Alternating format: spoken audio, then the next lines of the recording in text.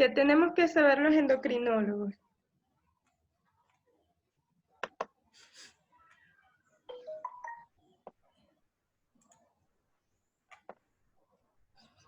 Bueno, el COVID-19 es una enfermedad, síndrome respiratorio adulto severo producido por el virus SARS-CoV-2, el cual pertenece a la familia de los coronaviridae, subfamilia coronaviridae del género de los beta-coronavirus. Además en este género también existen otros virus que son el MERS-CoV del síndrome respiratorio del Oriente Medio y el SARS-CoV del año 2002. En cuanto a los datos epidemiológicos que tenemos actualizados hasta la fecha del día de ayer domingo, tenemos que a nivel mundial hay en total 6.923.836 casos de COVID-19 confirmados, con un total de 400.243 fallecimientos. Los países más afectados a nivel mundial son Estados Unidos, con 1.920.061 casos de COVID-19, seguidos de Brasil con 672.846. Luego le siguen Rusia, Reino Unido, India, España, Italia, Perú, Francia y Alemania, dentro de los países, 10 países con más casos de COVID-19 a nivel global. Y en cuanto a la mortalidad, en Estados Unidos se han reportado 109.802 fallecimientos, seguidos de Reino Unido, Brasil, Italia y Francia. Para las Américas hay un total de 3.234.875 casos acumulados, con una mortalidad acumulada de 179.394. En las Américas, los países que están más afectados son Estados Unidos, seguidos de Brasil, luego está Perú, México y Chile. En Venezuela hay un total de 2.316 casos de COVID-19, con 22 fallecidos. Podemos apreciar que el estado con más casos es el estado Apure, con 492, seguido del estado Miranda con 305, el estado Bolívar con 300, luego le sigue Distrito Capital con 168, el estado Zulia tiene 182 casos de COVID-19 y el estado Táchira con 162 casos. Vemos que la curva en Venezuela al principio es plana, es más lenta, pero a partir de mayo el aumento de casos ha sido más avanzado. Para esta fecha, el 6 de junio, donde tenemos 2.316 casos de COVID-19 reportados, se registran 385 casos recuperados, 1.498 en hospitales Centinela, 475 en CDI, 16 en clínicas privadas y se han realizado un total de 1.023.269 pruebas diagnósticas. Podemos apreciar acá que en el mes de mayo hay muchos más casos en comparación con marzo y abril. Esto es debido a que en mayo se han abierto algunos puntos del país. Marcela se está oyendo. Entonces, continúo entonces. En mayo hay más casos en comparación con marzo y abril debido a que se abrieron las fronteras y por personas que han regresado del país procedentes de países tales como Colombia, Brasil, Perú y Ecuador. En cuanto a la distribución por género, vemos en el país que hay más hombres con 54% que mujeres con 46%, que es el 46% dentro de los casos de COVID-19. El grupo etario más afectado fue el de los 20 a 29 años de edad, con 449, seguidos del grupo de los 30 a 39 años, con 359 casos de COVID-19. Estos con datos actualizados hasta el 31 de mayo del 2020. En cuanto a la diabetes mellitus, se encuentra dentro de las primeras 7 causas de mortalidad a nivel mundial. Dentro de las enfermedades no comunicables, esto según los datos que tenemos de la Organización Mundial de la Salud del año 2016. Según la Federación Internacional de Diabetes, para el año 2017, Se han reportado 425 millones de diabéticos en el mundo y se estima un incremento del 48%, es decir, 629 millones de diabéticos para el año 2045. Mientras que para la región de América del Sur y Central hay 26 millones de diabéticos para el año 2017, estimándose un incremento del 62%, es decir, 42 millones de diabéticos para el año 2045. En Venezuela, la diabetes es la tercera causa de mortalidad en el país, según los anuarios de mortalidad del año 2014, que son los últimos datos que tenemos en el país más actualizados, con un porcentaje de tasa de mortalidad del 8,28%. ¿Cuál es la importancia de esto? La diabetes es una de las principales causas de morbilidad y mortalidad a nivel mundial. Esta condición está asociada con complicaciones micro y macrovasculares que producen un impacto en la sobrevida del paciente. Las infecciones, particularmente la influenza y la neumonía, son frecuentes y más serias en las personas mayores con diabetes tipo 2. La diabetes y el mal control glicémico fueron reportados como factores predictivos de severidad y muerte en pacientes infectados con virus, incluyendo en la pandemia de la influenza H1N1 en el año 2009, el SARS-CoV y el MERS-CoV. En la actual pandemia del SARS-CoV-2, algunos reportes de los países de China e Italia, que fueron los primeros más afectados, muestran que los pacientes mayores con enfermedades crónicas, incluyendo la diabetes, tuvieron un alto riesgo de severidad de COVID-19 y mortalidad.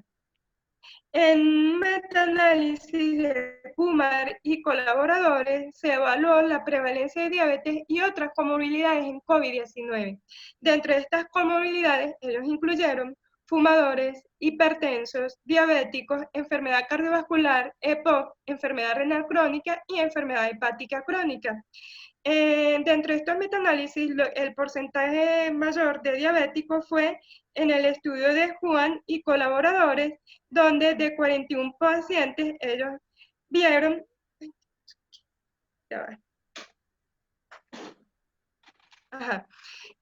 vieron que de estos 41 pacientes, el 19,5% eran diabéticos, el 14,6% eran hipertensos. Mientras que para el estudio de Xu y colaboradores con 191 pacientes, el 19% eran diabéticos, el 30% eran hipertensos. En los estudios italianos del grupo Onder y colaboradores con 355 pacientes, vemos que casi el 36% de ellos eran diabéticos y el 42% eran hipertensos. Más sin embargo, en el estudio del grupo Survey Lines y colaboradores de 481 pacientes con COVID-19 que fallecieron, el 73% eran hipertensos y casi el 34% eran diabéticos. Mientras que para el estudio de Bajo y colaboradores, con 24 pacientes, la más de la mitad, es decir, el 58% de ellos, eran diabéticos, y en el estudio de CDC COVID-19 Response Team de Estados Unidos, con 7.162 pacientes, solamente el 10,9% de ellos eran diabéticos. Ahora bien, ¿existe realmente un aumento del riesgo de complicaciones? Dentro de las observaciones clínicas tenemos que en Italia la severidad de la enfermedad COVID-19 ha sido notoria, con una tasa de fatalidad del 7,2%. Los factores que contribuyen a esta alta tasa de fatalidad fue que es una población mayor con enfermedad cardiometabólica crónica, mientras que en un estudio retrospectivo de series de casos de pacientes con COVID-19 en una unidad de cuidados intensivos en Lombardía, ellos encontraron que el 49% de estos pacientes con COVID eran hipertensos, el 21% tenían enfermedad cardiovascular y el 17% eran diabéticos. El Instituto Italiano Nacional de Salud reportó que la prevalencia de diabetes en pacientes fallecidos infectados con SARS-CoV-2 fue del 35,5%. Por lo tanto, la diabetes puede ser un factor de riesgo significativo de mortalidad. En el metaanálisis de Kumar, además se evaluó la prevalencia de severidad y no severidad en COVID-19 en pacientes con diabetes. Podemos apreciar en este gráfico, en gris claro está reportado la severidad y en gris oscuro la no severidad. Y vemos que en cada uno de estos metaanálisis la severidad fue mayor que la no severidad en los pacientes con COVID-19 y diabetes mellitus. Y mientras que en cuanto a la prevalencia de sobrevida versus no sobrevida, podemos apreciar que la no sobrevida es la que está representada en gris claro y la sobrevida en gris oscuro. Y vemos que los pacientes con COVID-19 y diabetes mellitus tenían una mayor proporción de no sobrevida, es decir, fallecimientos, que los pacientes que la sobrevida. En este otro estudio de Wood y colaboradores, ellos analizaron 174 pacientes con COVID, dentro de los cuales 24 eran diabéticos sin otras comorbilidades, y encontraron que los cambios tomográficos fueron mayores en los pacientes diabéticos que en aquellos sin diabetes. De hecho, los infiltrados pulmonares fueron bilaterales en los pacientes diabéticos, con patrón de vidrio deslustrado, mientras que en los pacientes no diabéticos el foco es unilateral y hacia la periferia. Y vemos que estas diferencias fueron estadísticamente significativas. En cuanto a las enzimas, tenemos que la alfa-hidroxibutirato deshidrogenasa y las transaminasas fueron mayores en los pacientes diabéticos que en los pacientes no diabéticos, con diferencias estadísticamente significativas. Y en cuanto a los marcadores de inflamación y de hipercoagulabilidad, podemos apreciar que los niveles de proteína C reactiva, niveles de ferritina, velocidad de sedimentación globular, interleuquina 6, los dímeros D y el fibrinógeno fueron más elevados en los pacientes diabéticos en comparación con los pacientes no diabéticos, y esto con una diferencia estadísticamente significativa. Además, en este estudio evaluaron el tratamiento y las complicaciones de los pacientes diabéticos con COVID-19 sin otras comorbilidades, para evaluar la mortalidad en cuanto a si el paciente recibía o no terapia con insulina antes de ser admitidos, si se les incrementó la dosis de insulina, si se suspendió la misma, si tenían complicaciones con diabetes, cetoacidosis diabética o shock infeccioso, y solamente demostraron que los pacientes que tenían complicaciones diabéticas tenían una mortalidad estadísticamente significativa. Es decir, que de 3 pacientes con diabetes y complicaciones de la diabetes, fallecieron 2 pacientes. En este otro metaanálisis, de 13 estudios observacionales con un total de 49.067 pacientes con COVID-19 confirmados, dentro de este grupo 50 eran fumadores, 3.568 tenían diabetes mellitus, 3.490 hipertensión arterial, 69 falla cardíaca, 113 tenían enfermedad arterial coronaria y 4.761 enfermedad cardiovascular. Y se demostró que la proporción tanto de diabetes como hipertensión arterial, enfermedad arterial coronaria y enfermedad cardiovascular fue estadísticamente significativa alta en pacientes con COVID-19 en comparación con los COVID-19 no severos en comparación con los COVID-19 no severos. Y donde no existió esa esa diferencia estadísticamente significativa fue en los pacientes fumadores. Además, en el estudio de Su y colaboradores de 7.300 casos de COVID-19, la diabetes mellitus tipo 2 estaba asociada con una alta tasa de mortalidad, más sin embargo, ellos demostraron que los diabéticos bien controlados mueren menos que los diabéticos mal controlados. Entonces se evaluó en estas gráficas, podemos apreciar que los diabéticos mal controlados están en rojo y los diabéticos bien controlados en azul, y aquí los niveles de hemoglobina glicosilada, vemos que los pacientes diabéticos en buen control tenían hemoglobinas por debajo de 7,5 y los mal controlados por encima de 10. Entonces, en los pacientes que tenían COVID-19 dentro de los diabéticos, vemos que los mal controlados tenían linfocitopenia y neutrofilia. Además, en cuanto a los niveles de interleuquina 6, estaban más elevados en los pacientes diabéticos mal controlados, al igual que los niveles de proteína C reactiva y los niveles de LDH. Vemos que en las gráficas están más elevados en los pacientes diabéticos mal controlados en comparación con los pacientes diabéticos con buen control glicémico. Y en esta gráfica podemos apreciar en el eje de la abscisa el tiempo en días y en el eje de ordenadas el porcentaje de sobrevida tanto en los pacientes diabéticos controlados y no controlados.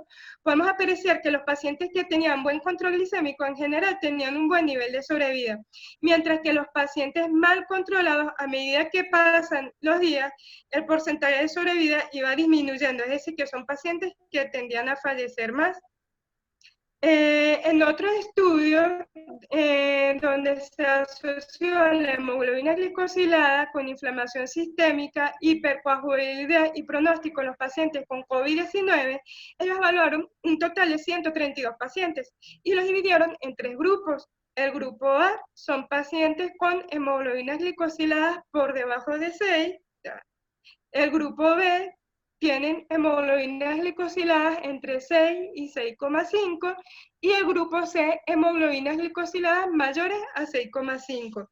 Los pacientes del grupo C presentaron más fiebre, tos, fatiga y dificultad para respirar e hipoxemia en un promedio de 93% de la saturación de oxígeno. Y también en cuanto a los marcadores de inflamación, podemos apreciar que los pacientes grupo C, es decir, de la hemoglobina glicosilada mayor a 6,5, presentaron los niveles de ferritina, proteína C reactiva, fibrinógeno, interleuquina 6 y velocidad de sedimentación globular más elevada en comparación con los dos grupos anteriores, mientras que los del grupo A, que son los de la hemoglobina glicosilada menor a 6, sus niveles de ferritina, proteína C reactiva, fibrinógeno, interleuquina 6 y velocidad de sedimentación globular fueron menores. Y en cuanto a la saturación de oxígeno, los pacientes del grupo C son los que tuvieron menor nivel de saturación de oxígeno. En cuanto a las correlaciones lineales, podemos apreciar que a medida que incrementan los niveles de hemoglobina glicosilada, incrementan los niveles de ferritina, de proteína C reactiva, de fibrinógeno y de velocidad de sedimentación globular, mostrando una correlación lineal positiva. Mientras que en el caso de la saturación de oxígeno, a medida que incrementan los niveles de hemoglobina glicosilada, la saturación disminuye, mostrando una correlación lineal negativa.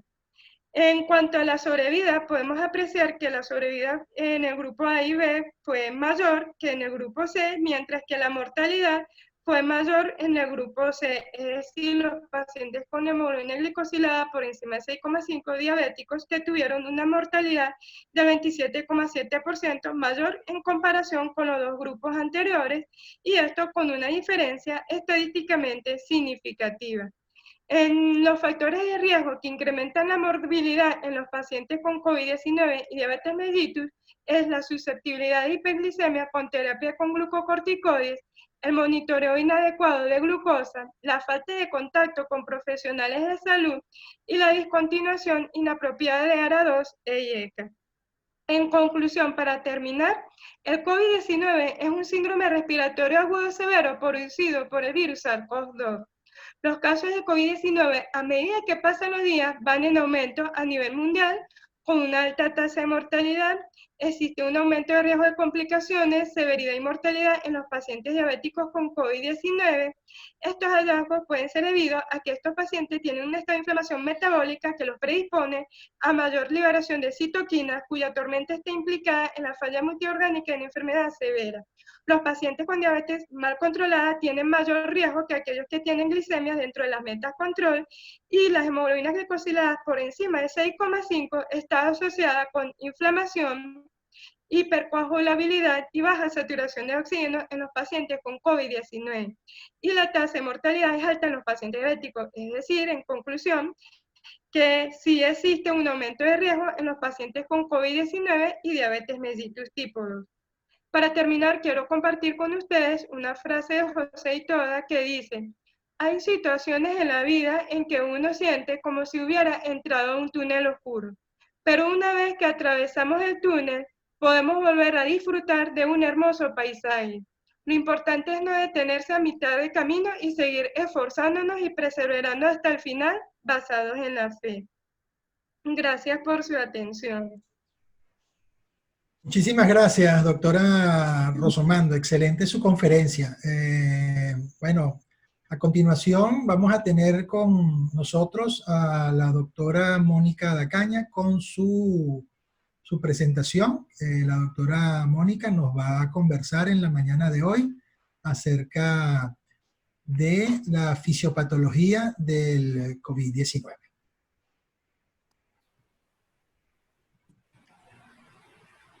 Les recuerdo a los asistentes que vayan formulando sus preguntas a través del chat que tenemos dispuesto para ello, para que al final de las conferencias de las colegas pues podamos darles la opción de hacer la discusión con sus preguntas y las respuestas de las amigas endocrinólogas. Estamos esperando a la doctora Mónica Dacaña. Le recuerdo por favor a la doctora Rosomando que debe dejar de compartir la pantalla para que la doctora Mónica pueda compartirla a partir de ahora. Gracias, doctora Rosomando.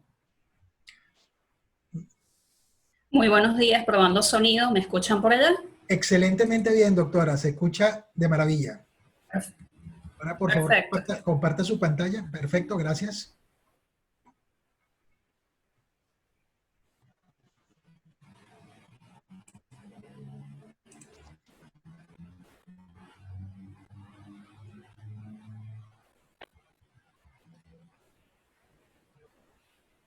Ok, vamos a comenzar. Muy buenos días a todos.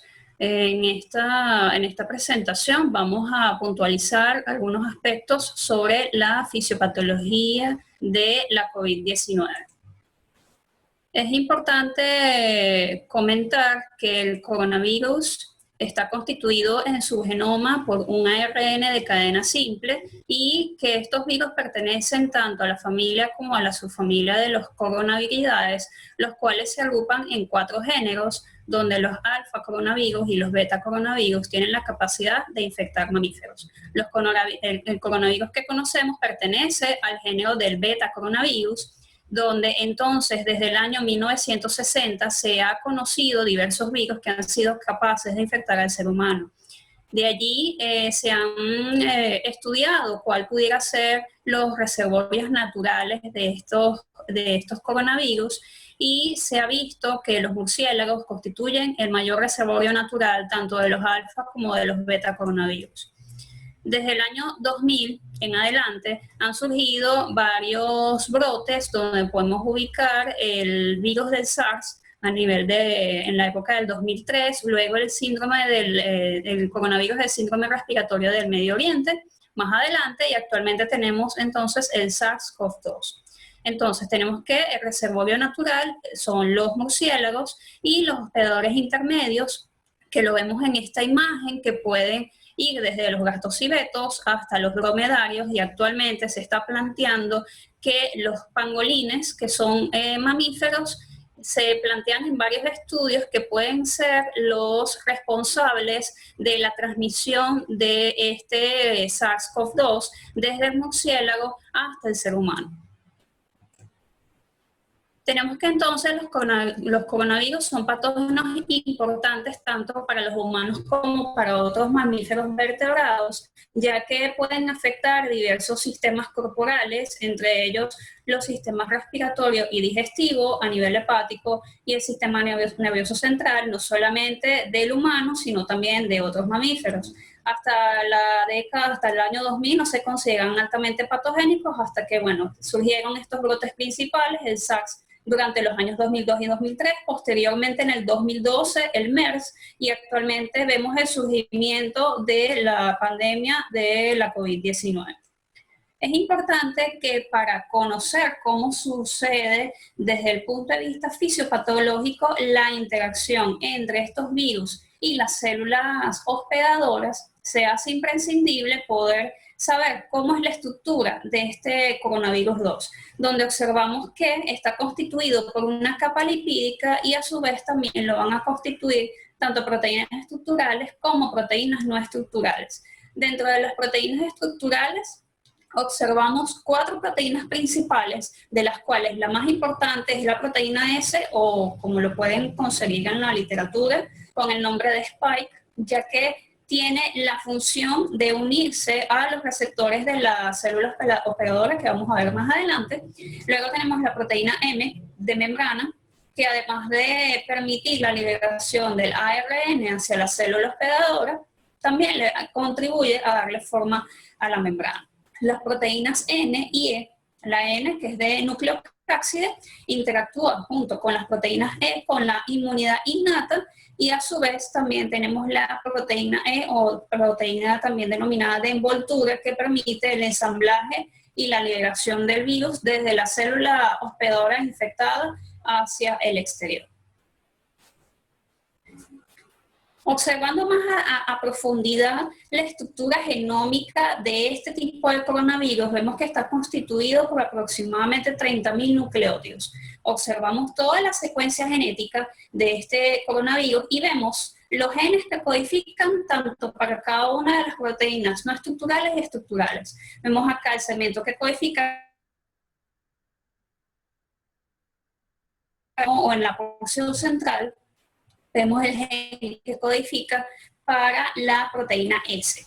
La proteína S es un homotrímero que está constituido por 1273 aminoácidos. Cada uno de estos monómeros va a estar a su vez formado por dos subunidades. En primer lugar, una subunidad S1, donde en su porción media observamos el dominio de unión al receptor, que va a ser la parte específica de esta proteína que se va a unir al receptor de la célula hospedadora, y en segundo lugar está la subunidad S2, que permite la fusión de la membrana viral con la membrana de la célula hospedadora. Es importante también acotar que esta secuencia genética del coronavirus 2 es similar en un 80% con el virus del SARS y en un 50% con el virus responsable del MERS.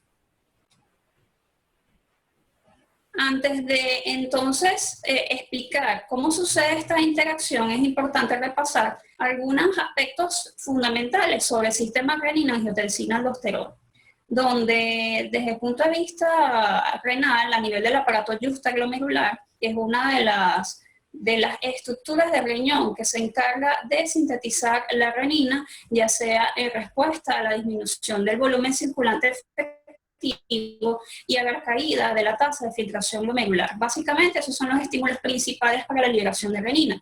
Una vez liberada a nivel hepático, va a permitir la conversión del angiotensinógeno hacia angiotensina 1 y posteriormente se va a convertir en angiotensina 2 por medio de la acción de la enzima convertidora de angiotensina 1. Una vez que se forma la angiotensina 2, puede seguir dos vías. Una en la cual se va a unir a su receptor específico, que en este caso es el receptor de angiotensina 2 tipo 1, los cuales tienen como efectos fisiológicos acciones tanto proinflamatorias, proapoptóticas y profibróticas, y a su vez también acciones vasoconstrictoras. Y por otro lado, tenemos que la angiotensina 2 se puede convertir en angiotensina 1,7 por la enzima convertidora de angiotensina 2. Y vemos que sus efectos fisiológicos son contrarios a los de la angiotensina 2, ya que además de ser vasodilatadora, también tiene efectos antiinflamatorios y antiapoptóticos, como lo vamos a detallar más adelante. Entonces, la enzima convertidora de angiotensina 2 es una carboxipeptidasa que está ubicada a nivel de la membrana, transmembrana, está compuesta por 805 aminoácidos y cuya función va a ser escindir el último aminoácido angiotensina 2, que recordemos que es un octapéptido, para formar angiotensina 7, que es un hectapéptido. A su vez también tiene la función de escindir el último aminoácido de la angiotensina 1, un decapéptido, para formar angiotensina 1,9. Se considera que la enzima convertidora de angiotensina 2 es el mayor regulador negativo del sistema renina-angiotensina-aldosterona por los efectos contrarios que produce en comparación con este sistema renina-angiotensina. Entonces, es importante conocer dónde está expresado esta enzima convertidora de angiotensina 2. Está expresado tanto en el tracto respiratorio superior como en el inferior. A nivel pulmonar, particularmente, va a estar expresada en los neumocitos tipo 2, a su vez también en las células endoteliales vasculares, a nivel cardíaco, en el páncreas, a nivel renal y gastrointestinal. ¿Por qué les menciono esto? Porque la enzima convertidora de angiotensina 2 constituye el receptor funcional de la subunidad S1 del coronavirus. Por eso tenemos que conocer cada una de las estructuras para posteriormente poder hacer una integración del mecanismo fisiopatológico de esta entidad. Luego tenemos la angiotensina 1,7, donde su receptor específico, donde se va a suceder sus cascadas de señalización, va a ser a través del receptor MAS o MAS, que es un receptor de 7 dominios transmembrana acoplado a proteína G, y a su vez también la angiotensina 1,9 tiene efectos muy similares a esta angiotensina 1,7, ya que además de presentar efectos vasodilatadores, también promueve efectos antiproliferativos, promueve la natriuresis y a su vez también va a potenciar el efecto vasodilatador a través de la producción de óxido nítrico. Es importante que además que conozcamos que aparte de existir esa interacción entre la enzima convertidora de angiotensina 2 y la proteína S del coronavirus, existen otras proteínas que pueden intensificar esta interacción y permitir la entrada del virus a la célula. Entre ellas está la serina proteasa transmembrana tipo 2, que es una proteína que está expresado tanto en pulmón y a nivel gastrointestinal. Se conocía esta proteína desde hace mucho tiempo, ya que permitía escindir y activar algunas proteínas de envoltura de los virus de influenza A y B. Y también se conocía desde que ocurrieron las epidemias tanto del SARS como del MERS, que escindía y activaba la proteína Spike para permitir la fusión del virus con la membrana celular. Y esto se cumple exactamente para el coronavirus responsable del COVID-19. Entonces, ahora sí vamos a hablar sobre la integración de cada una de estos componentes que hemos estado conversando. Entonces, observamos en esta imagen el coronavirus tipo 2 expresando en azul en su superficie la proteína S, o también denominada proteína Spike, la cual va a ser reconocida por su receptor específico de la célula huésped, en este caso, que va a ser la enzima convertidora de angiotensina 2. Una vez que ocurre este reconocimiento y el anclaje de estas dos estructuras, la serina proteasa transmembrana tipo 2 va a permitir la activación de este complejo. ¿De qué forma lo hace? Bueno, se produce un cambio conformacional que acerca a esta proteasa a todo lo que es la interacción y el complejo entre la proteína S y la enzima convertidora, escinde la enzima convertidora y posteriormente hay la fusión de la membrana del virus con la membrana plasmática de la célula que va a infectar, y se va a producir entonces la endocitosis de este virus.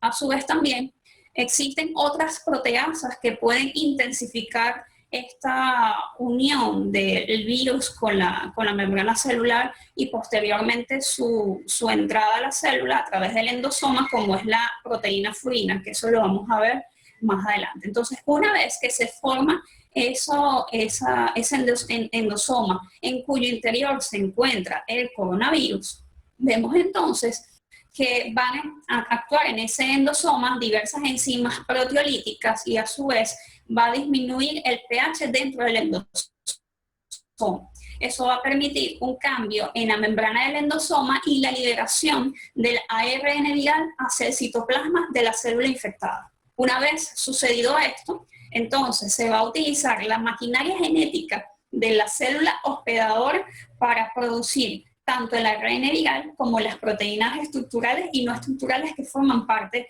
del virus, ¿ok? Entonces, en primer lugar, se va a formar el complejo de replicación-transcripción, donde entonces se sintetiza, por una parte, el ARN viral a través de la transcripción y a través de la traducción se va a sintetizar a nivel de retículo endoplásmico las diversas proteínas estructurales y no estructurales que ya conversamos anteriormente. En el aparato de Golgi, posteriormente, todos estos componentes se van a almacenar en vesículas y va a ocurrir el ensamblaje de esa estructura viral hasta que se forme un virión maduro. Ya una vez formado ese virión maduro, va a ocurrir la exocitosis, hacia el exterior y posteriormente la diseminación hacia otras células vecinas. Entonces, ya he explicado cómo ocurre esa interacción entre virus y la célula blanco. ¿Qué sucede? La pregunta que surge es, ¿qué sucede con la enzima convertidora de angiotensina 2 en la enfermedad por COVID-19? En primer lugar, como ya vimos, que el virus necesita de esa interacción con el receptor para entrar a la célula. Por ende, todo este mecanismo va a conllevar a internalización del receptor y como consecuencia se produce una reducción de la disponibilidad de ese receptor en la superficie celular.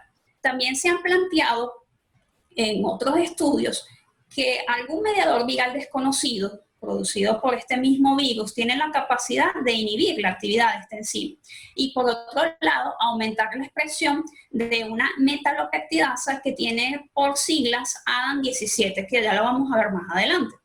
Y a su vez también el procesamiento de diversas citocinas proinflamatorias, entre ellas la más importante, el factor de necrosis tumoral alfa, tiene la capacidad de inhibir la acción de la enzima convertidora de angiotensina 2. Entonces, ¿qué vamos a tener al final? Una balanza donde ciertamente en condiciones fisiológicas debe existir una homeostasis, un equilibrio tanto entre los factores proinflamatorios, antiinflamatorios y entre los factores vasodilatadores y vasoconstrictores. Ciertamente ese equilibrio se va a perder, en donde entonces observamos que va a haber una reducción de la expresión de la enzima convertidora de angiotensina 2 y a su vez una reducción de la formación de la angiotensina 1,7.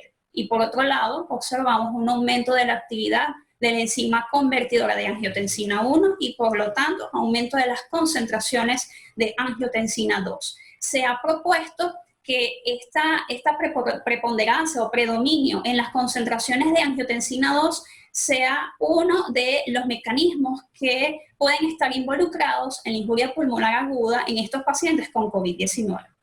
Entonces, para ello es importante conocer cómo es la cascada de señalización de la angiotensina 2. Entonces, vemos acá que es un receptor que está expresado en las células endoteliales, también en las células del músculo liso vascular, además a nivel cardíaco y renal. Básicamente son los tejidos donde hay mayor expresión de este receptor de angiotensina tipo 1. Entonces, una vez que el ligando, que es la angiotensina 2, se une al receptor, este receptor está acoplado a una proteína G y esta es la que va a iniciar la cascada de señalización intracelular, donde va a incluir aumento de las concentraciones de calcio intracelular, aumento de la proteinquinasa C, especies reactivas de oxígeno, entre otros señalizadores.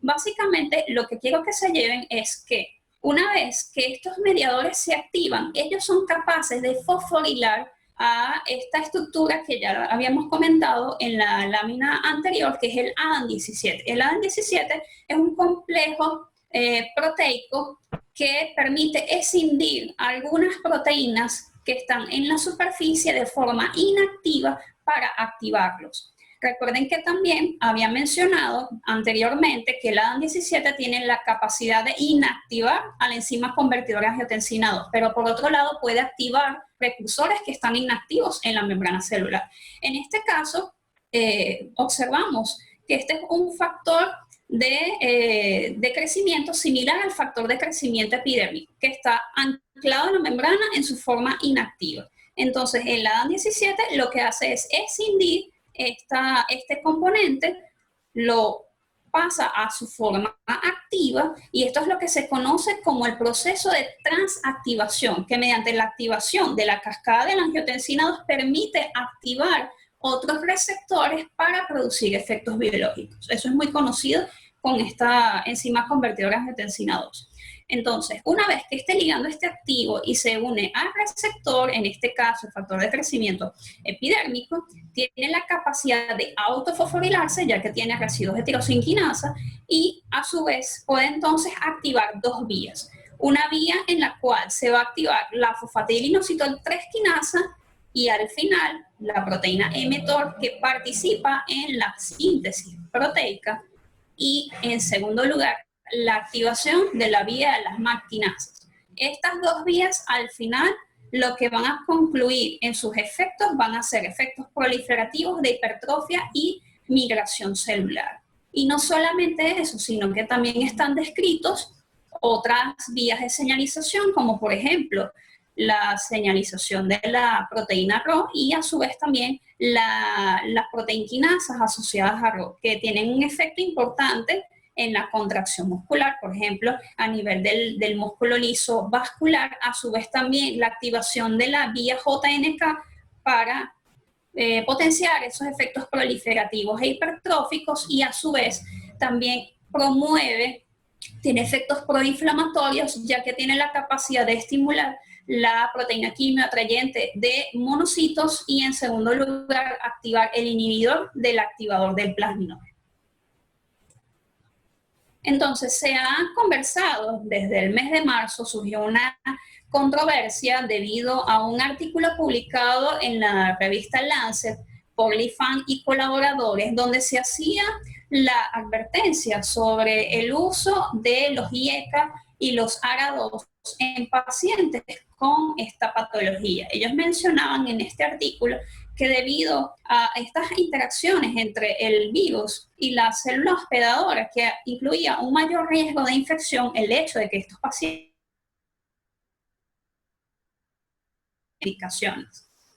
Desde marzo hasta la actualidad han surgido dos teorías que pueden explicar cómo sucede la interacción entre la presencia de estos fármacos y la infección por coronavirus 19, donde tenemos entonces un artículo publicado en la revista Nature Reviews Nephrology, esto fue en el mes de junio, donde se plantean dos hipótesis. En la primera hipótesis, donde mencionan que la inhibición del sistema renina-angiotensina es dañina en la enfermedad por coronavirus 2019. Entonces vemos del lado izquierdo de su pantalla, donde en ausencia de inhibidor del sistema renina-angiotensina, entonces observamos la interacción que ocurre entre el virus y su receptor. Hay una internalización, que ya lo habíamos mencionado, de la enzima convertidora de angiotensina 2 y por ende hay mayor disponibilidad de angiotensina 2 para unirse a su receptor y ejercer los efectos que ya veníamos comentando. En el caso, por ejemplo, de esta hipótesis, en el caso de que este paciente reciba un inhibidor del sistema renina-angiotensina, aldosterona, entonces se comenta o se ha visto en estudios que el uso de estos inhibidores, tanto IECA como ARA2, aumenta la expresión de la enzima convertidora angiotensina 2 en la superficie celular. Por ello, ellos plantean que esto va a predisponer a una mayor entrada viral y por ende un mayor riesgo entonces de complicaciones en el contexto de la infección por COVID-19. De allí que ellos plantean esa primera hipótesis. Sin embargo, en la segunda hipótesis, estos autores plantean que la inhibición del sistema renina-angiotensina es protectora en esta patología, donde entonces observamos del lado izquierdo, donde sin la presencia del inhibidor de este sistema, entonces, como vemos, a diferencia de las primeras gráficas, tenemos entonces un predominio en las concentraciones de angiotensina 2 por internalización de la ECA2 y por lo tanto entonces va a existir esos efectos predominantes proinflamatorios y profibróticos. Sin embargo, del lado derecho, donde en presencia de un inhibidor del sistema renina-angiotensina-aldosterona, ya sea un IECA o un ARA2, el IECA porque disminuye la conversión a angiotensina 2 y el ARA2 antagoniza la unión de la angiotensina 2 con el receptor, atenuando el efecto proinflamatorio y profibrótico en estos pacientes. Ahora, ¿cuál es la conclusión de estos estudios hasta el momento? Y la pregunta es, para aclarar esa duda, ¿el uso de IECA o ARA2 aumenta el riesgo de infección por SARS-CoV-2 o el desarrollo de resultados adversos? Realmente, hasta el momento, no hay estudios en humanos que soporten estas hipótesis, por lo cual las diversas sociedades, tanto de cardiología como de hipertensión a nivel mundial, recomiendan que se debe mantener estos fármacos en vista de que no hay evidencias ni a favor ni en contra del uso de tanto de ECA como de ARA2 en el contexto de la COVID-19. Ahora vamos a pasar a cómo sucede la respuesta inmune en esta infección. Entonces vemos que el COVID-19, como ustedes ya puede infectar al humano a través de gotas respiratorias, y una vez que llega entonces a las vías aéreas, encontramos las células epiteliales, ¿ok? En estas células epiteliales las va a infectar ya por todo el proceso que ya se comentó anteriormente, pero lo importante es que también quiero que ustedes se lleven es que este coronavirus 19 es un virus citopático, es decir, que es capaz de producir un alto grado de inflamación de la célula infectada, lo cual conduce a un proceso de muerte celular programada, y esto se conoce con el término de piroptosis. Una vez entonces que esta célula sufra este proceso de piroptosis, se va a liberar hacia las células vecinas, ya sean células epiteliales o en el caso a nivel pulmonar, los macrófagos alveolares o las células endoteliales. Estas células apoptóticas liberan diversos patrones moleculares asociados a daños, que pueden ser, por ejemplo, ácidos nucleicos, pueden ser ATP.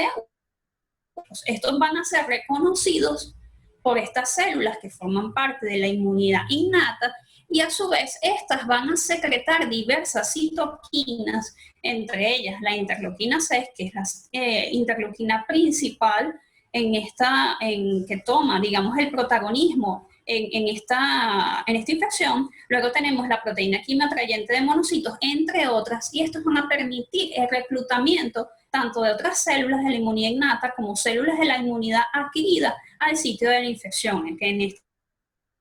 Entonces, a partir de acá pueden ocurrir dos eventos. Del lado derecho, donde entonces observamos que se puede producir una respuesta balanceada, una respuesta inmunológica saludable, donde entonces vemos que los macrófagos alveolares pueden tener la capacidad de fagocitar esta célula infectada, y a su vez también tenemos que los linfocitos citotóxicos o CD8 liberan diversas enzimas proteolíticas que se encargan de producir o de inducir muerte celular programada en estas células infectadas. A su vez también los macrófagos alveolares tienen la función de neutralizar el virus y producir el aclaramiento viral, y así como los anticuerpos producidos por los linfocitos B, que actúan como neutralizantes y tienen la capacidad de inactivar este virus. Por supuesto, todo esto inducido por la célula CD4, que son los famosos directores de orquesta de toda esta respuesta inmunológica. Entonces vamos a ver que al final de esta respuesta adecuada, entonces tenemos un daño pulmonar que es realmente leve, con una mínima inflamación, y de allí entonces se da el proceso de convalescencia y recuperación en estos pacientes. ¿Qué ocurre al lado izquierdo? Que hay un gran aumento de la permeabilidad vascular y hay un gran reclutamiento de todas estas células del sistema inmunológico al sitio de la infección. Y en consecuencia existe una gran producción de citocinas, de donde está la interleuquina 6, el factor de necrosis tumoral alfa, entre otros, y ese exceso de producción de citoquinas es lo que va a producir la denominada tormenta de citoquinas, que no solamente va a producir daño a nivel pulmonar, sino que también puede hacer daño en órganos a distancia, y ciertamente todo este proceso es lo que da origen al síndrome respiratorio agudo severo, a la inflamación sistémica y a la falla multiorgánica en el contexto de COVID-19. Entonces, ¿qué sucede en el sistema endocrino? En el páncreas endocrino se plantea que puede haber tres tipos de daño. En primer lugar, un daño directo a las células beta pancreáticas, que está mediado por el virus. Recordemos que ellas también expresan esta enzima como receptor. En segundo lugar, donde existen alteraciones en autoantígenos, puede haber allí un mimetismo molecular, y entonces las células beta pancreáticas son reconocidas como un cuerpo extraño, y por ende se puede suscitar una destrucción inmunomediada. En tercer lugar, una infección del páncreas exocrino, y por la respuesta inmunológica que se produce, estas citocinas pueden dañar también a la célula beta. Ya en estudios que se han realizado anteriormente, con la epidemia del SARS del 2003, se ha observado que causa hiperglucemia en pacientes sin el diagnóstico de diabetes preexistente. Y ya en pacientes que son conocidos con este diagnóstico, también se ha descrito un aumento de la insulinoresistencia. Entonces, ¿qué sucede en los pacientes diabéticos y por qué ellos tienen una mayor predisposición o mayor riesgo para infectarse por COVID-19 y aumentar el riesgo de complicaciones? Bueno, importante haber descrito todos estos mecanismos, porque ciertamente se ha visto que en pacientes diabéticos hay un aumento de la expresión de la enzima convertidora de angiotensina tipo 2. Ya en estudios que se han hecho en ratones se ha visto que está aumentada esta expresión, tanto en riñón, en hígado y en páncreas. En pulmón no está tan expresado esta enzima en diabetes, pero sin embargo son aspectos que todavía se deben estudiar a profundidad. A su vez también está descrito el aumento de la furina, que ya se comentó que es la proteasa que permite intensificar el reconocimiento y la entrada del virus a la célula. A su vez también el deterioro de la función de las células T, ya en los pacientes diabéticos, y por per se, el mismo virus produce linfocitopenia, aunque todavía no se sabe cuál es el mecanismo exacto, pero esta linfocitopenia se correlaciona con el pronóstico del paciente. Y a su vez, el aumento de la interleuquina 6, que aunque varias citoquinas pueden aumentar en esta infección por el coronavirus 2019, la interleuquina 6 es una de las principales que puede ayudar a desencadenar esta tormenta de citoquinas y por ende en las múltiples complicaciones que pueden ocurrir en el paciente diabético.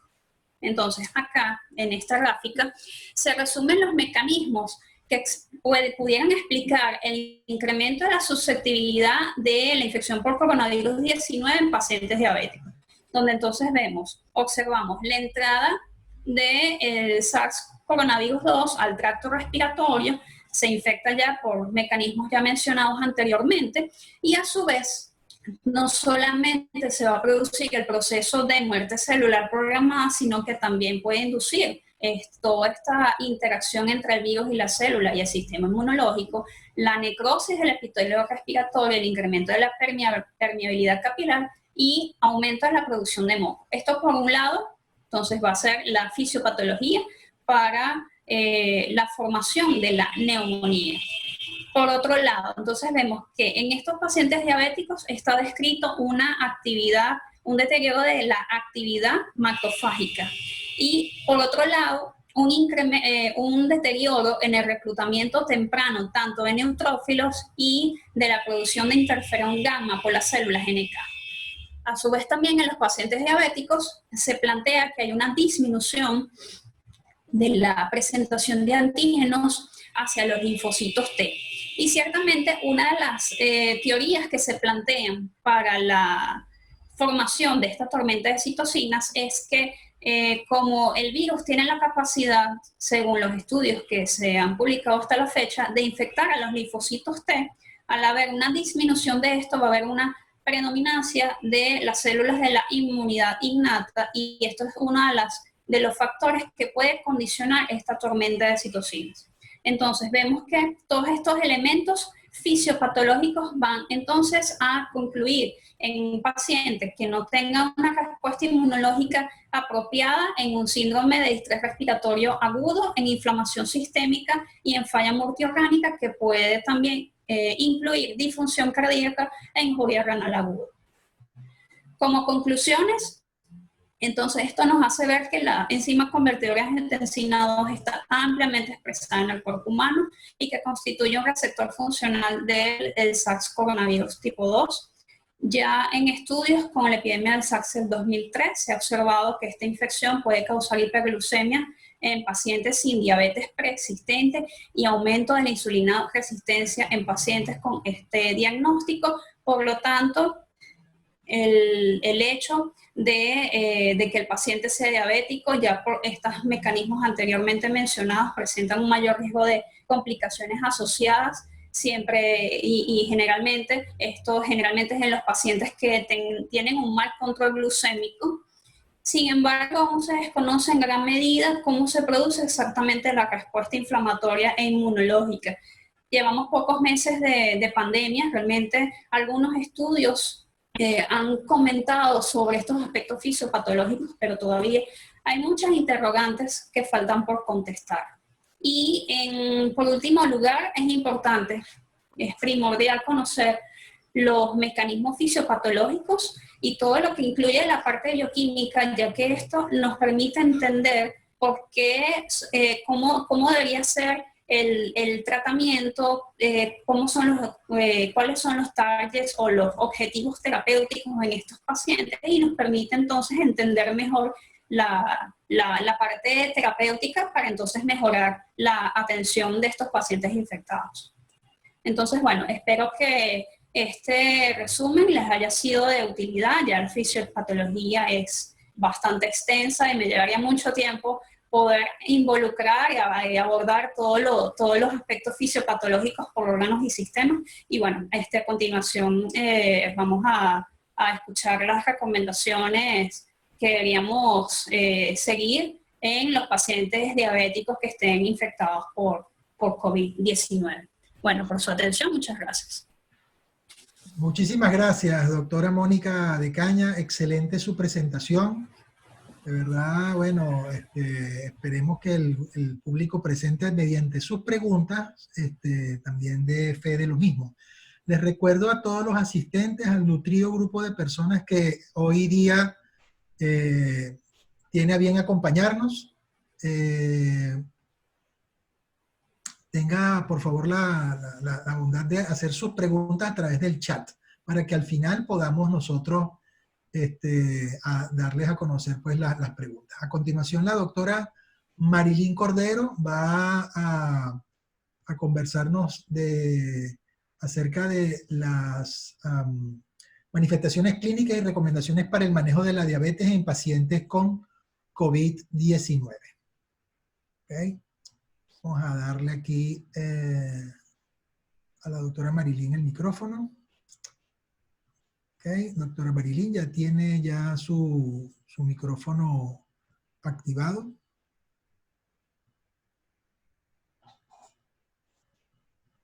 Doctora Marilyn.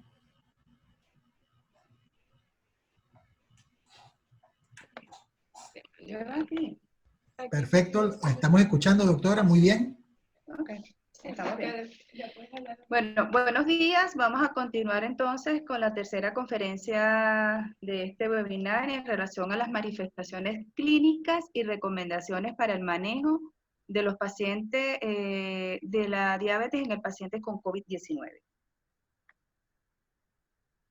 En relación a los síntomas o las manifestaciones clínicas que mayormente se presentan en este grupo de pacientes, tenemos que diversos estudios realizados en Wuhan, en China, habían demostrado que estos pacientes diabéticos infectados con coronavirus, generalmente la edad de promedio son personas de mayor edad, generalmente en este grupo de pacientes un promedio de 28.6 años, la mayoría en relación igual a la estadística presentada por la doctora Rosamando, vemos que la prevalencia generalmente es en el sexo masculino, y que los síntomas más comunes fueron fiebre, tos seca y fatiga, seguidos de disnea, anorexia, diarrea, expectoración y náuseas. Es importante saber que este grupo de 28 pacientes diabéticos que ingresaron, 14 de ellos fueron ingresados a terapia intensiva y 12 de ellos fallecieron. Aquí vemos las características inclusive de los signos vitales de este grupo de pacientes que fueron admitidos con infección con COVID-19. Fíjense lo que habíamos expuesto, la mayoría de estos pacientes fueron contaminados por exposición a la enfermedad. Generalmente presentaron fiebre con una frecuencia con disnea, donde tenemos también que puede haber cierto aumento de la presión sistólica. Había un grupo de estos pacientes que comenté que tenían insuficiencia respiratoria leve, otros graves, de los cuales 14 ingresaron a la unidad de terapia intensiva y de los cuales 2 fallecieron, de los que habíamos nombrado anteriormente. Tenemos que la mayoría de este grupo de pacientes diabéticos tiene hipertensión como una enfermedad asociada. Igualmente hubo un grupo con patología cardiovascular, no había compromiso renal y vemos que sigue prevaleciendo la fiebre como primer síntoma, seguida de tos, expectoración, disnea, diarrea, anorexia, fatiga y náuseas. La mayoría de estos pacientes que ingresan ya tienen cambios a nivel pulmonar. Vemos que estos pacientes diabéticos, vemos que tienen estos cambios a nivel pulmonar, donde es importante el signo del vidrio desmerilado. Este trabajo que fue comentado por la doctora Rosamando también nos implica la variedad de síntomas donde persiste fiebre como primer síntoma generalmente que se presenta, tos, fatiga, disnea, mialgia y diarrea. Entonces, es importante que tomemos en cuenta que los pacientes siempre tienden a presentar un aumento de la temperatura. Vamos a hablar ahora de las recomendaciones en nuestros pacientes diabéticos y en aquellos pacientes diabéticos con infección por coronavirus. Este grupo de pacientes ambulatorios que son diabéticos, que no tienen la enfermedad, ese es el grupo de pacientes que nos llama, ese es el grupo de pacientes que nos está llegando a probablemente algún triaje, donde nosotros tenemos que evaluar, hablar con el paciente, y es importante la prevención de infección en este grupo de pacientes. Debemos de sensibilizarlo, de explicar a este paciente la importancia de un buen control metabólico. Debemos optimizar el tratamiento en este tipo de paciente diabético que no tiene enfermedad, explicarle de no interrumpir su tratamiento y, de ser posible, muchas veces estos pacientes se está utilizando las consultas online, utilización de telemedicina, de manera que pueda mantenerse un acto de contención máxima, quédate en casa, en estos pacientes diabéticos, precisamente para la prevención de infección. Entonces, vamos a hablar ahora de estos pacientes que reciben hipoglicemiantes orales y que de cierta manera tienen infección por coronavirus, que sabemos que puede ser leve, puede ser moderada o puede ser un cuadro severo. Algunos de estos pacientes están recibiendo metformina.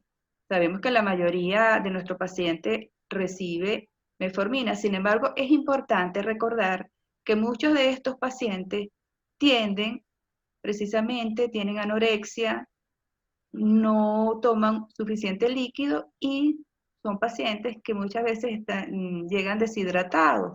Lo importante es tomar en cuenta que la metformina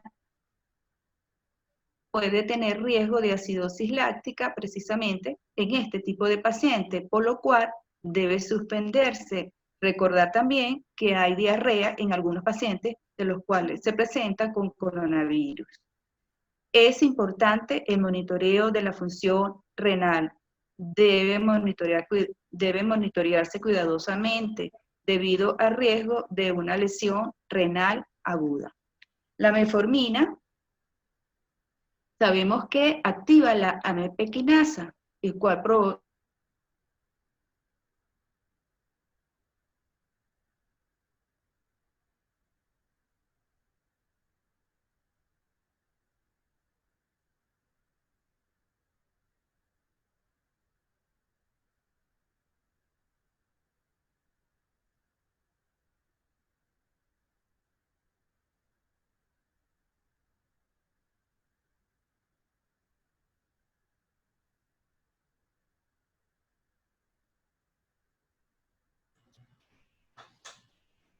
Creo que sí, estamos teniendo unos problemas técnicos. Déjenme ver cómo puedo resolver acá un momentico. Un segundito.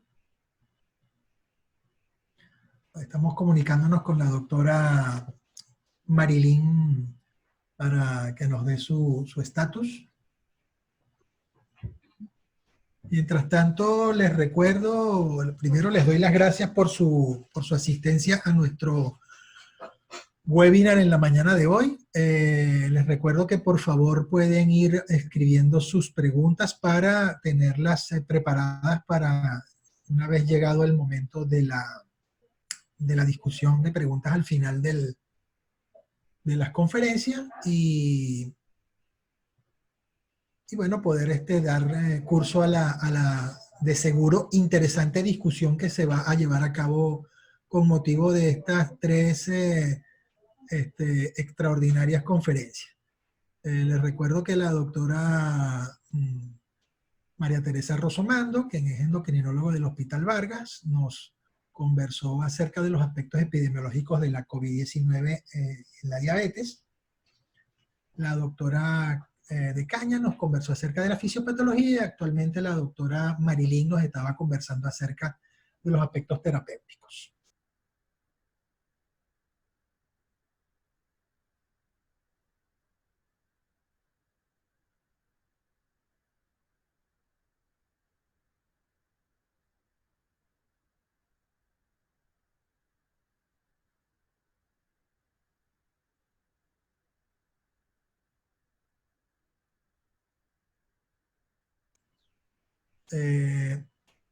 Doctora Marilyn, ¿está con nosotros allí?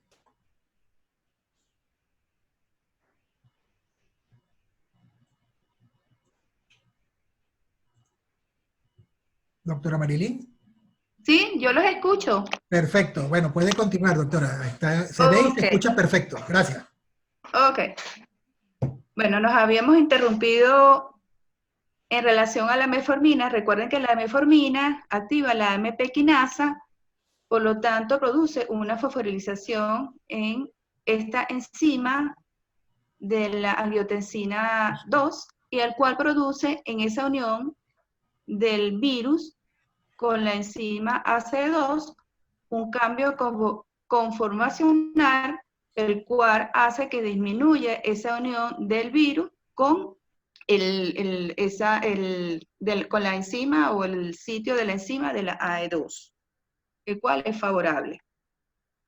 El grupo de pacientes que esté recibiendo sulfonilureas es un paciente que va a tener un riesgo elevado de hipoglicemia. Por lo tanto, este paciente diabético infectado que vamos a ingresar para hospitalizarlo debe omitirse precisamente por ese riesgo de hipoglicemia.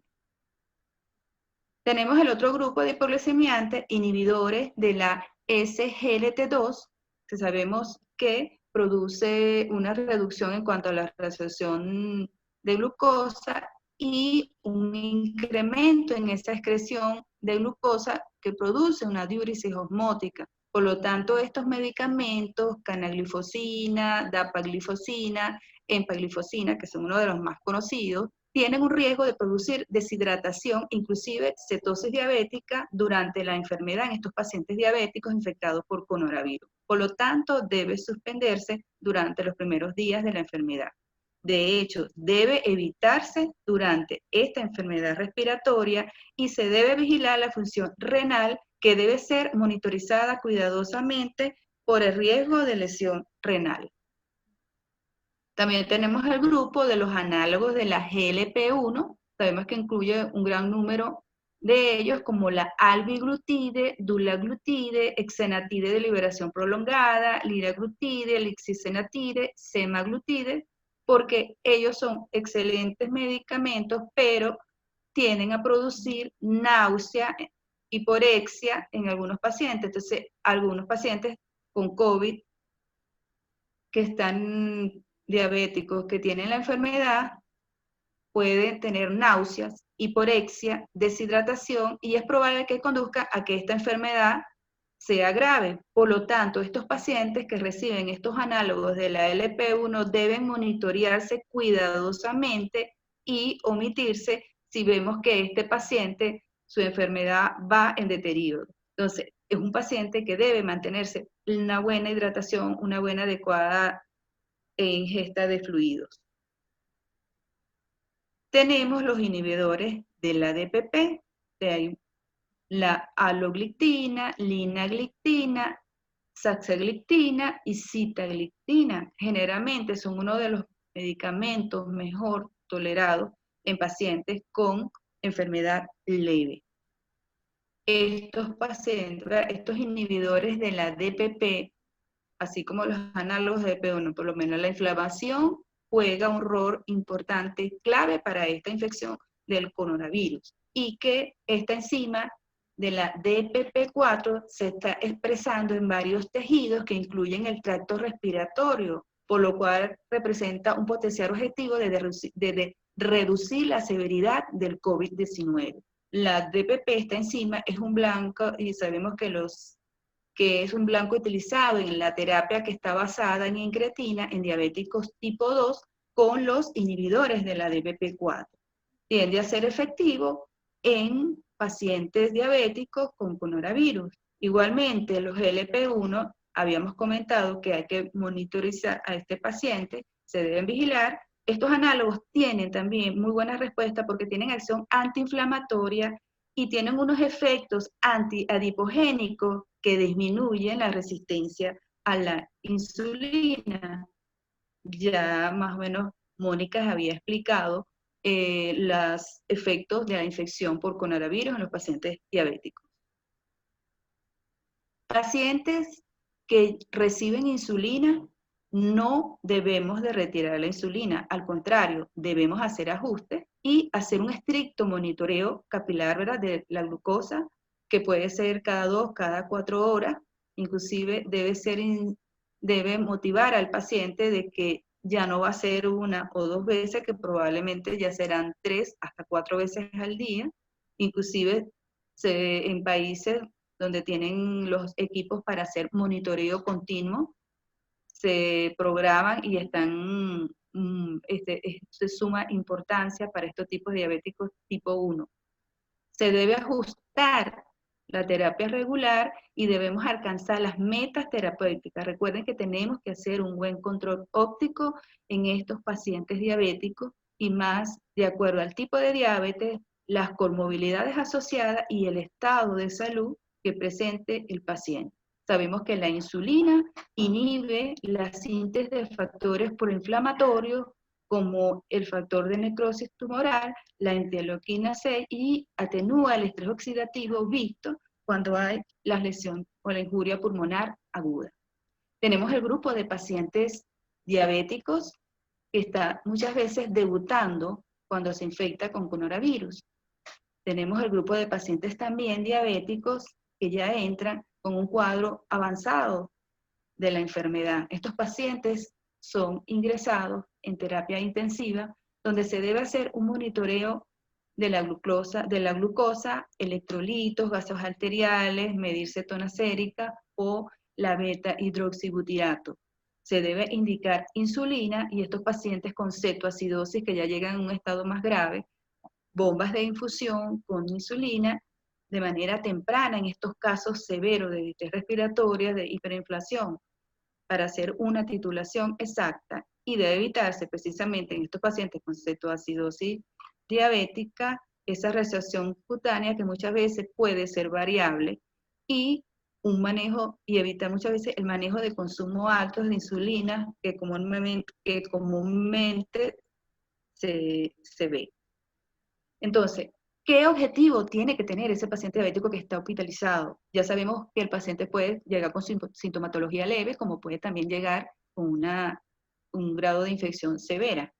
Es importante mantener su nivel de glucosa entre 76, 144, hemoglobinas glicosiladas menores de 7, en estos pacientes que utilizan los equipos para el monitoreo continuo.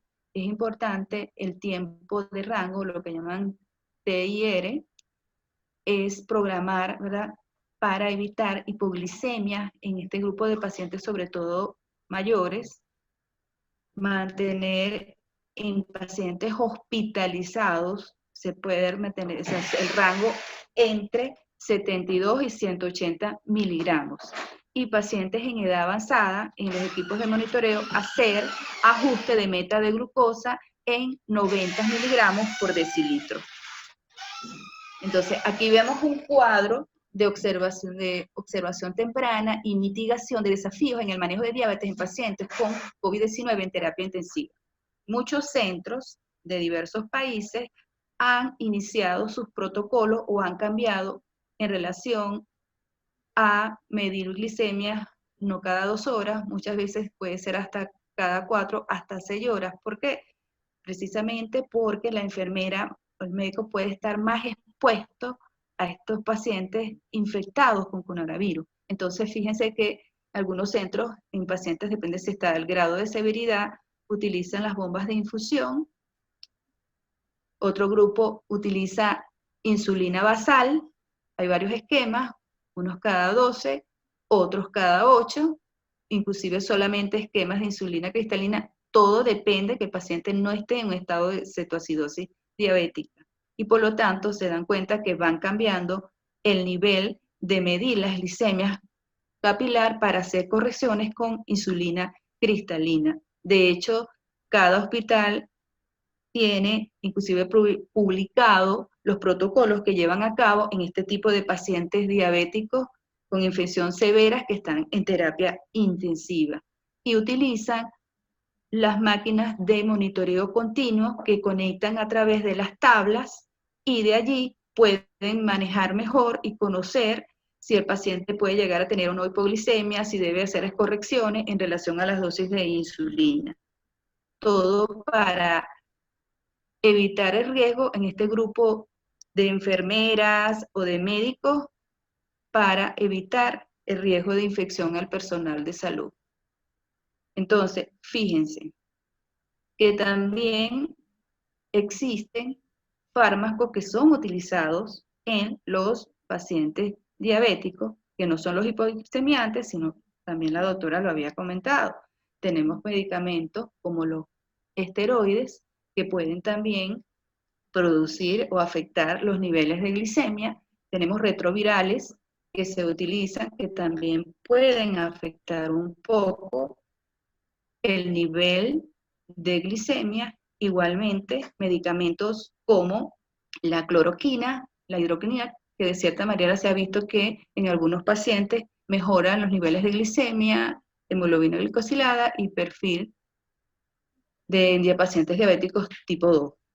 Ya les dije, los retrovirales también que pueden tener alteraciones a nivel de glicemia, pueden producir lipodistrofia, inclusive alteraciones del nivel de colesterol, donde tenemos la lipavir, el ritonavir, los glucocorticoides, remdesivir, darunavir y el cobicistab. La citromicina, que también es utilizada, produce riesgo de diglicemia en estos pacientes diabéticos. No hay datos sobre su perfil o el efecto a nivel de perfil lipídico.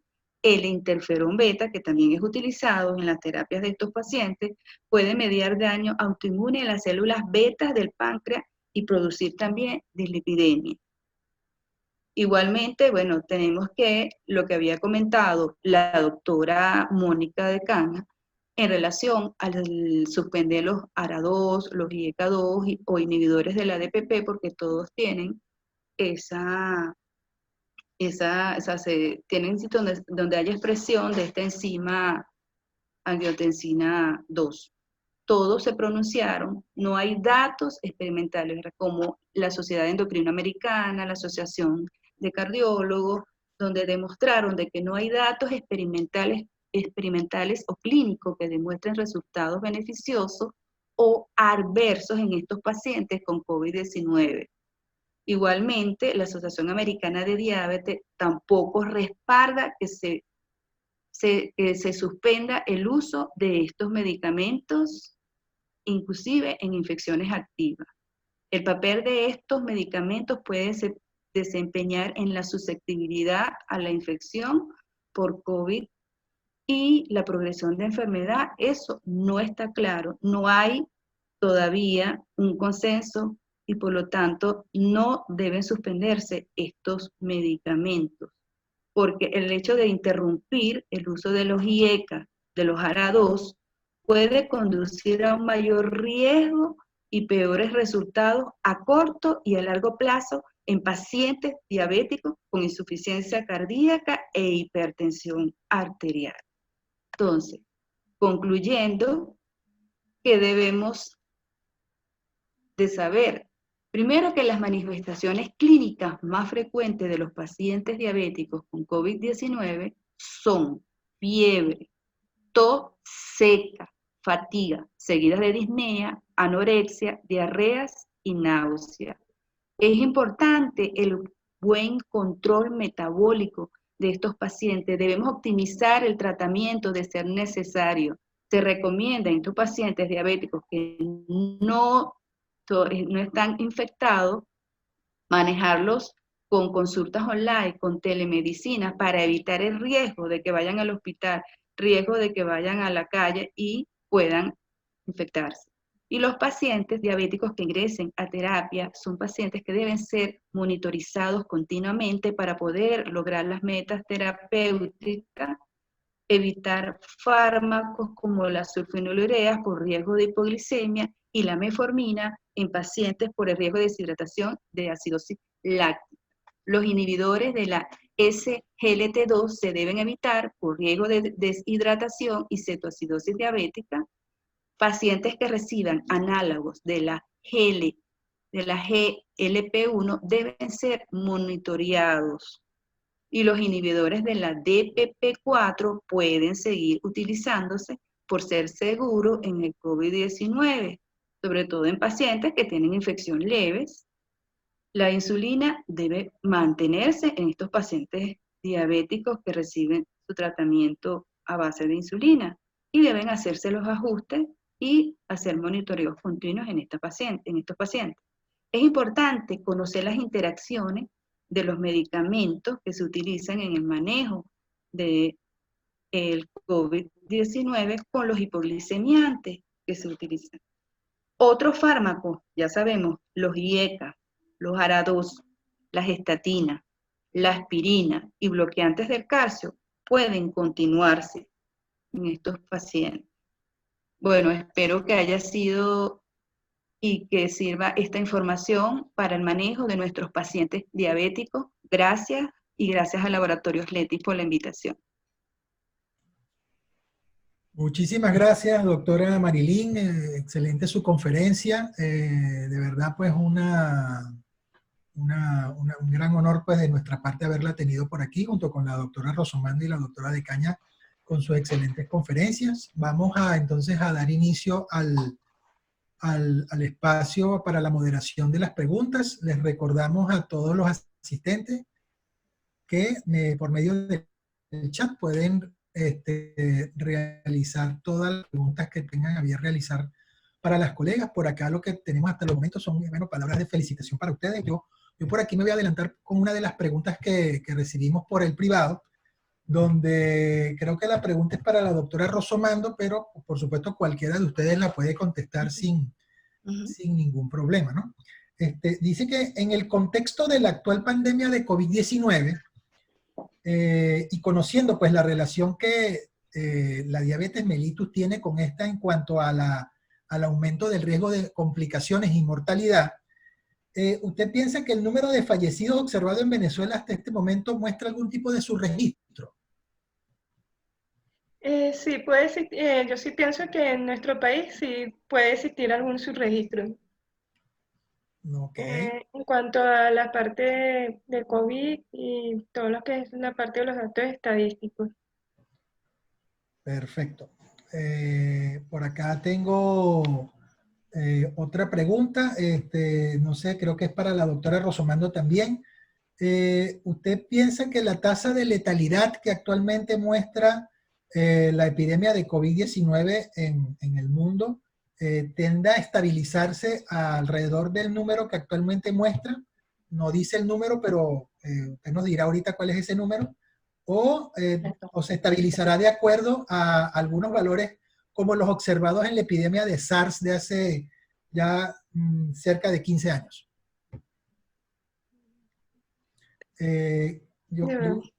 ¿Me puedo volver a repetir la O pregunta? sea, Sí, doctora. Dice acá que si usted piensa que la actual tasa de letalidad por COVID-19 se estabilizará en los valores actuales o va a tender a la baja como se observó con la epidemia del SARS de hace cerca de 15 años.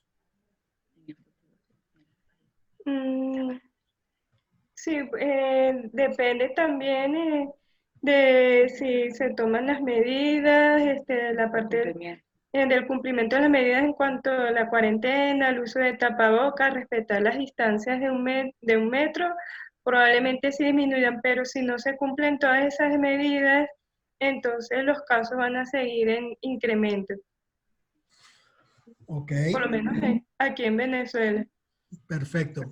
Si alguna de las colegas, la doctora Mónica o la doctora Marilí, pues también tienen a bien comentar algo, pues por supuesto, bienvenida su comentario. Voy a activar el micrófono, perdón, de la doctora Mónica para que también pueda contestar si desea o hacer algún comentario al respecto. Sí, doctora Alicia, yo quería comentar, bueno, agregar una acotación, bueno, un comentario adicional al comentario de la doctora Rosomando.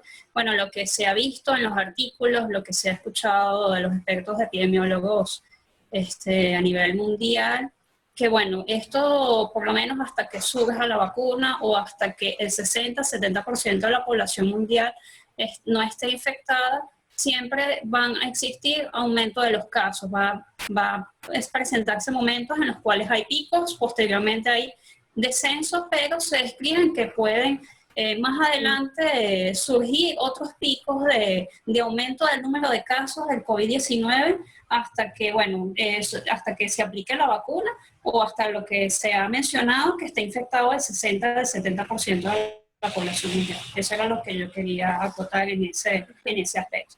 Excelente. Muchas gracias, doctora de Caña. Por acá tengo una pregunta bien interesante. Pacientes con sobrevida al COVID-19, pero que son diabéticos, ¿podrían desarrollar a futuro fibrosis pulmonar?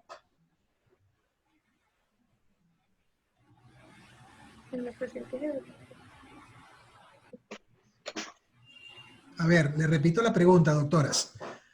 Pacientes con sobrevida al COVID-19, que son diabéticos, ¿podrían desarrollar a futuro fibrosis pulmonar?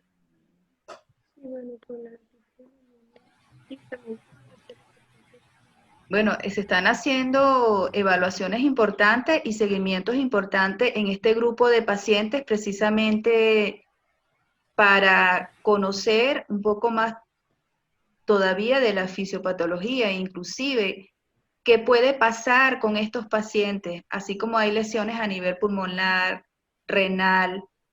Hemos visto que inclusive en médula ósea, a nivel de lo que implica el páncreas, entonces ellos están haciendo evaluaciones y seguimientos en estos pacientes. Claro, ya vemos que estos pacientes, que muchos de ellos con infecciones graves, lamentablemente la lesión pulmonar ha sido tan grave que fallecen.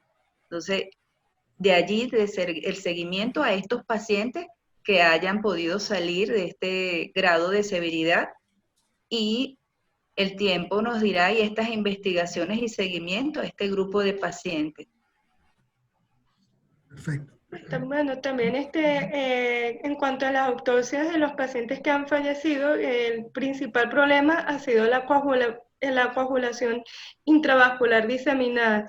Entonces, desde el punto de vista fisiopatológico, si bien hay mucha información, todavía no tenemos algo claro. Entonces, como dice la doctora Cordero acerca de la fibrosis pulmonar, eso lo sabremos con el tiempo en el seguimiento de los pacientes que se recuperen del COVID-19. Muy bien. Por acá tengo otra que habla acerca de que si la diabetes mellitus como tal incrementa el riesgo de morbilidad de COVID-19. Sí, sí, la incrementa como pudimos apreciar en los estudios que les presenté, tanto porque incrementan los marcadores de inflamación, vimos que las diferencias fueron bastante significativas, además de lo que es la fisiopatología per se de la diabetes mellitus tipo 2 e incrementa lo que es la tormenta de citoquinas en estos pacientes. sobre todo en los diabéticos mal controlados, con hiperglicemia. En cambio, los pacientes diabéticos bien controlados son los que pueden evolucionar en forma más satisfactoria. Ok, no sé si aquí sencillamente la pregunta fue muy breve, ¿no? ¿Qué sabe de la vacuna, doctora? De la vacuna. ¿Qué sabe de la vacuna? Sé que la vacuna está en desarrollo en algunos países, pero no he sabido mucho cómo está, en qué fase está todavía. No sé si alguno de ustedes sabe. A ver qué nos puede decir la doctora de Caña o la doctora Cordero acerca de qué ha leído por allí. Bueno, en el Reino Unido es uno de los que más se está aproximando a desarrollar la vacuna, que ya está prácticamente como una fase 3 a 4, pero todavía está la aprobación porque no es rápido, porque todo tiene un protocolo, o sea, no puede decir porque en esta semana no hubo efectos colaterales, debe transcurrir 6 meses para ir evaluando los efectos colaterales, y son por etapas, ni siquiera es porque son 6 meses, sino que después viene otra fase de evaluación. Por eso es que en otros países que están desarrollando otro tipo de vacuna, no pueden hablar de menos de un año.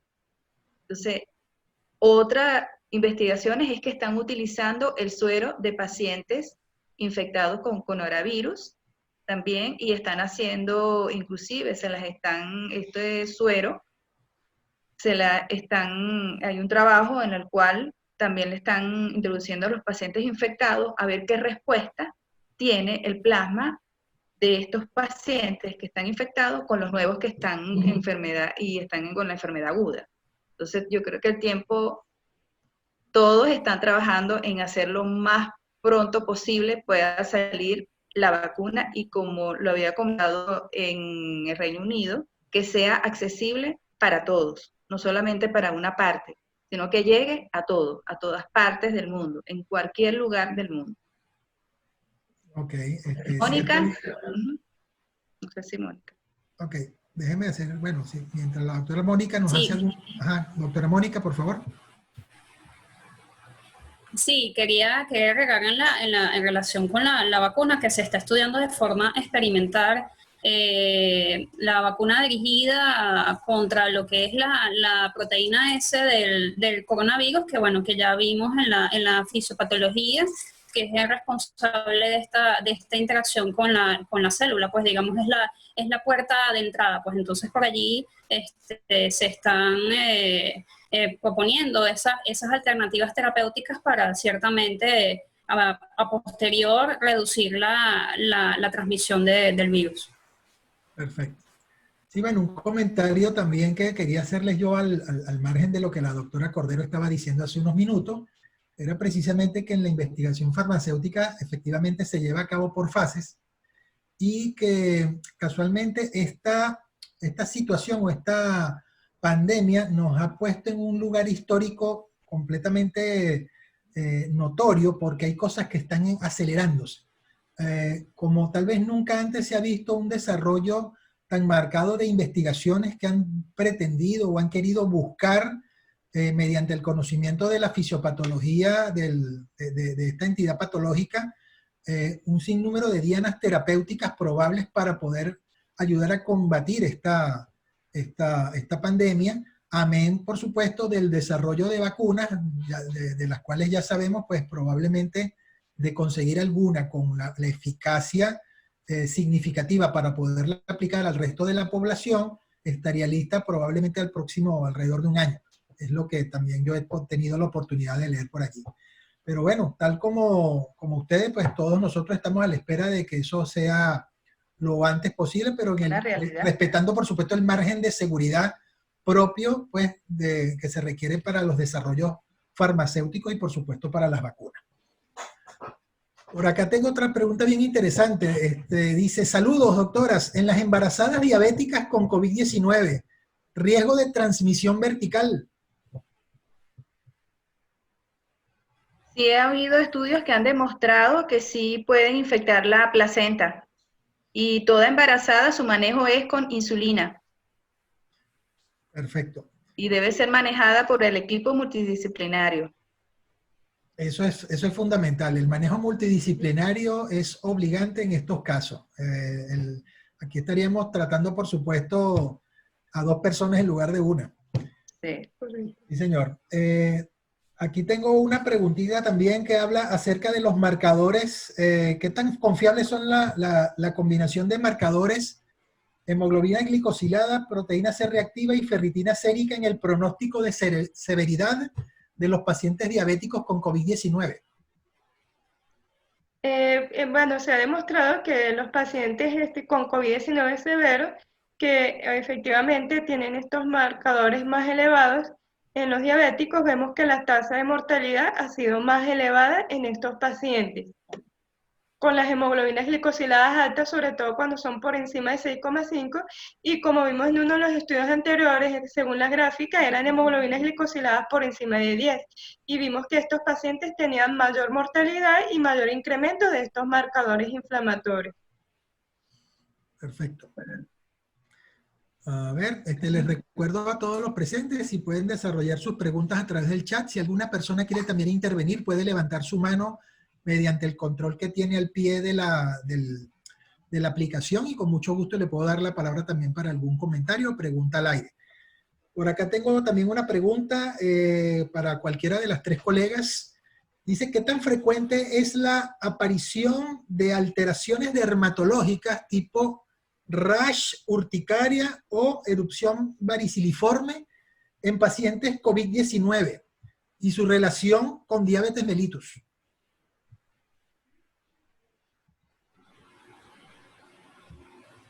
En grupos de pacientes grupos en Italia, España, inclusive en Estados Unidos, donde la incidencia de la enfermedad ha sido elevada, muchos pacientes han tenido apariciones dermatológicas relacionadas, sobre todo con la infección del coronavirus. Y en cuanto a su manejo, precisamente cada dermatólogo están haciendo trabajos de investigación, porque inclusive en niños se presentan de manera diferente, a nivel de los pies, puede ser que hayan petequias, como pueden ser que sean lesiones eczematosas, plurito, que puede ir y desaparecer. Pero en Venezuela hasta ahora no he tenido la oportunidad de evaluar un paciente con una enfermedad grave, como en otros países, que son enfermedades un poco más severas y que han visto alteraciones, inclusive la anosmia, la falta de apetito, también del gusto.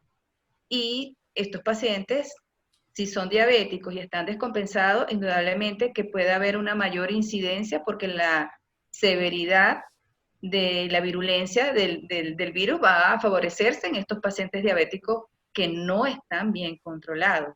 Y como todos trabajan en equipo, todos son equipos multidisciplinarios en vista de todas las patologías derivadas de este virus que realmente tiene meses en esta pandemia y que en algunos países se han manifestado de una manera mucho más agresiva. Okay, muy bien.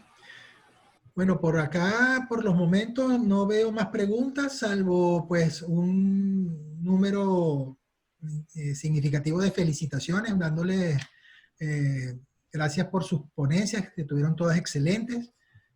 Bueno, si no hay más preguntas del público, no me queda más sino pues darle en nombre del grupo de empresas Leti el agradecimiento por su participación en la mañana de hoy a las colegas doctoras María Teresa Rosomando, doctora Mónica de Caña y doctora Marilyn Cordero, todas endocrinólogas del Servicio de Endocrinología del Hospital Vargas de Caracas. De verdad honrado de haberlas tenido por acá en la mañana de hoy, y espero que esta no sea la última vez de que la vamos a tener por aquí. Espero tenerlas presentes para otro tipo de actividades como esta.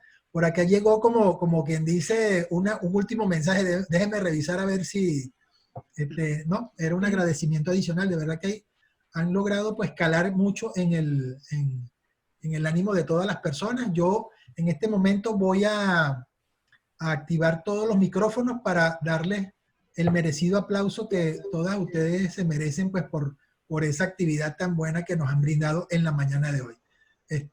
Voy a activar los micrófonos para que todos puedan darle un aplauso. Vamos a ver, está un poco lenta la señal, pero vamos a darle el aplauso a toda la doctora. Muchísimas gracias, doctora.